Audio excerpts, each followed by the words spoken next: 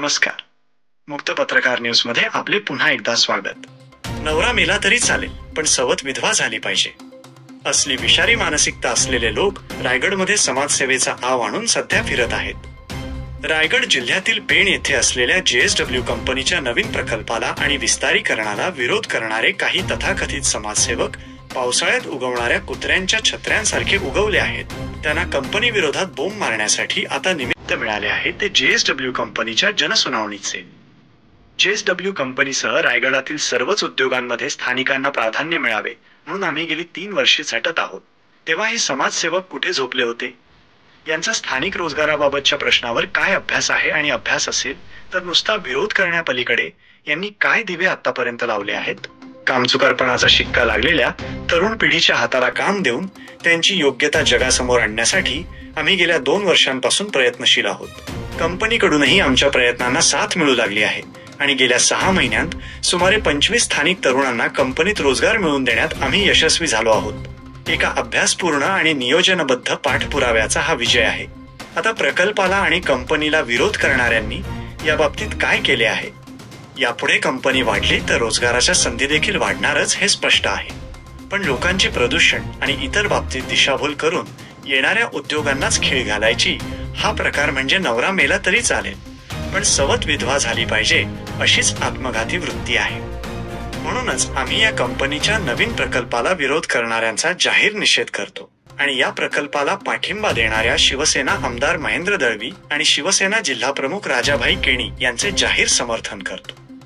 कंपनीकडून होणारे प्रदूषण आणि स्थानिक रोजगाराबाबतच्या नियमांचे उल्लंघन हे मुद्दे राज्य शासनाकडे पाठपुरावा करून सोडवून घेण्याऐवजी स्वतःच्या क्षुल्लक फायद्यासाठी प्रकल्पाला आणि नवीन उद्योगांनाच विरोध करणारे लोक हे शेख चिल्लीचे आधुनिक अवतार आहेत.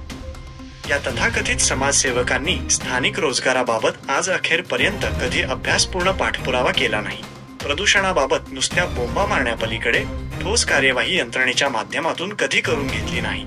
पण लोकांच्या तोंडातला घास काढून घेण्यासाठी मात्र हे सर्वात आधी पुढे आले आहेत.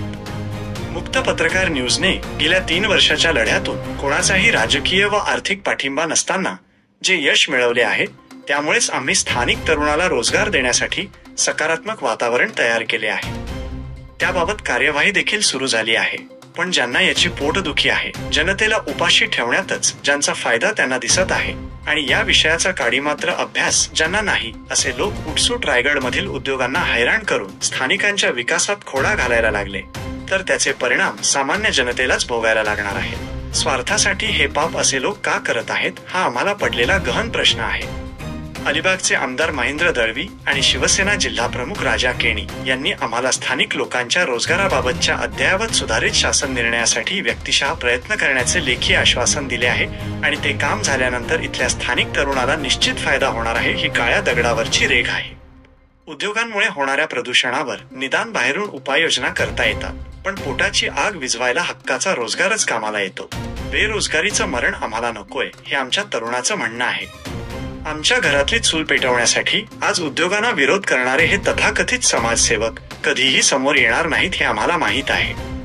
एक स्थानिक बेरोजगार आणि प्रकल्पग्रस्त भूमिपुत्र म्हणून मी स्वतः या तथाकथित समाजसेवकांच्या कारस्थानाला बळी न पडण्याचे आवाहन या व्हिडिओद्वारे आपल्याला करीत आहे. मुळात कोणताही अभ्यास न करता फक्त प्रसिद्धीसाठी स्वतःच्या पायावर कुऱ्हाड मारून घ्यायला लावणारे हे अस्तनीतले निखारे आम्हाला देशोधडीला लावतील.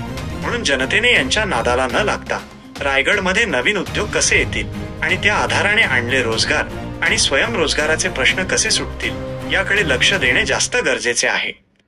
रायगडमधील उद्योग आणि त्याबाबतच्या आमच्या अशाच रोखठोक भूमिकेची माहिती न चुकता घेण्यासाठी ताबडतोब हे चॅनल सबस्क्राईब करा आणि हा व्हिडिओ पुढे पाठवा. धन्यवाद.